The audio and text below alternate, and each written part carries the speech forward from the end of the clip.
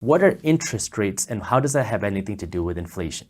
Well, the Federal Reserve Bank is the Federal Reserve Bank. However, they're not federal. It says so on their website.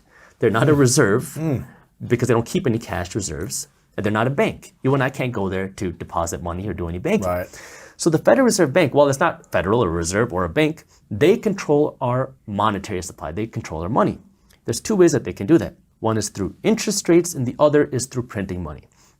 So through interest rates, they have the ability to raise and cut interest rates. When we are in a slowing economy, a recession, they cut interest rates to stimulate spending because our economy runs on spending. If I have $1,000 in my pocket and I go to Amazon and I spend this $1,000, well, Amazon has more money to hire more employees, invest in more infrastructure, do more things in the business. But if I keep that money in my pocket, they're not making as much money and they can't keep growing. So our economy runs on spending.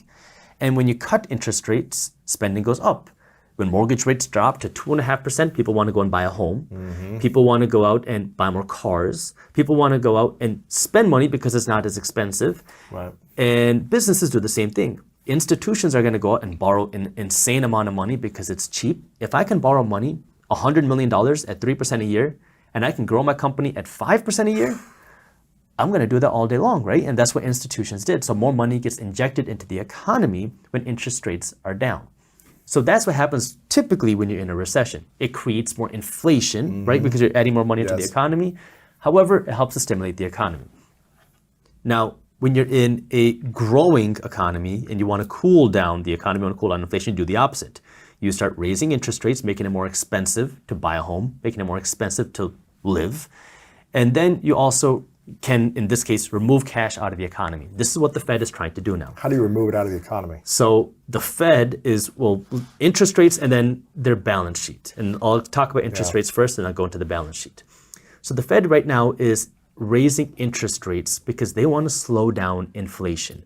So when you raise interest rates, what happens? It's more expensive to buy a home now. So less people buy. Less people buy. Less cash enters our economy. Less institutions borrow money.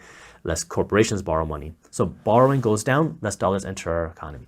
The second side is the balance sheet. So this one's kind of interesting because you have to understand a little bit of how money works on the government side without going into politics. So the government is not a for-profit entity. They don't sell products for money, right? What they do is they get their money from tax dollars. People like you and me, right? We pay taxes and then the government spends money. So when the government spends less than what they bring in, no problem. Their tax dollars cover it and then they have a surplus in case one year they overspend. Yeah. But that's not what happens here. We spend more money than what we bring in. So that's why we have this national debt of $30 trillion, this national deficit. And so how do you cover that? Well, if you spend more money than what you bring in, you can do a few things. You can raise taxes, which is going to make people angry if your taxes go up. And so you can't always do that. Second is you can go out and you can borrow money. You can go and raise debt. So that's what the government does. They go borrow money from countries like China and Japan. But there's going to be a limit to how much money you can borrow. So if you can't borrow enough money from different countries, then what's left? Well, then you can issue something called a treasury bond, which is where now anybody, people like you and me, anybody listening to this can go and lend money to the United States government. But if the government is running a big deficit, meaning let's just say they need to raise $4 trillion, where are they going to get this money? Well, if they can't get that money from regular people, then they're going to call up the Fed and they're going to say, hey, Fed, we want to issue $3 trillion of treasury bonds. No one's going to buy it. Can you help us out? Now remember, the Fed doesn't have cash piles sitting there, so what do? They print $3 trillion, give it to the government. This money's created out of thin air. Now the government has this $3 trillion. Inflation just happened, and then the government is able to now spend this money without any sort of taxation. However, you still pay the price. The most expensive kind of money that there is free money. Because now when the government gets this money for free out of thin air, everybody pays the price, and the person who pays the price disproportionately are the poor and the financially uneducated, because now you have to pay for inflation. Your wages don't stretch as far.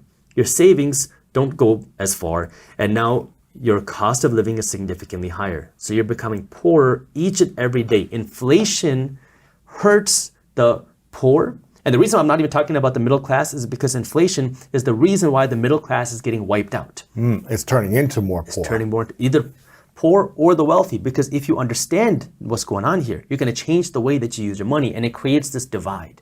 So more and more inflation creates a bigger wealth gap.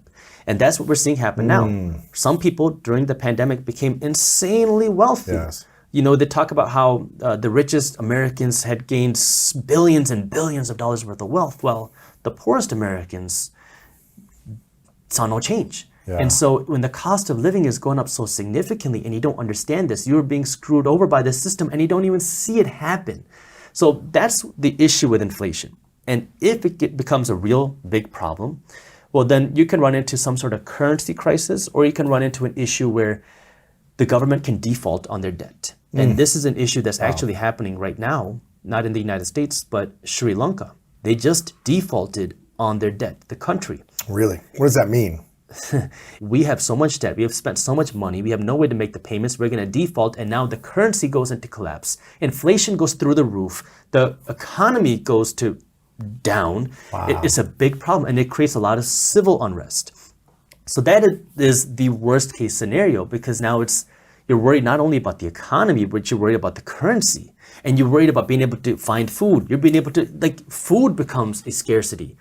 And right now, because of the inflation issue, not just in the United States, but around the World Bank said that about a dozen countries are on the verge of a potential debt default. Wow. Because of all of the inflation that's going on. So it's a real issue, and most of us have no idea it's happening. That's why it's known as the hidden tax, the silent tax. If you enjoyed this short clip from my longer videos, here's another clip that I think you'll love. And while you're at it, if you're interested in learning more about how to start generating passive income, our team put together an amazing guide on how to start generating passive income for free. All you gotta do is click that button right over there. Thank you for watching, and as always, keep hustling.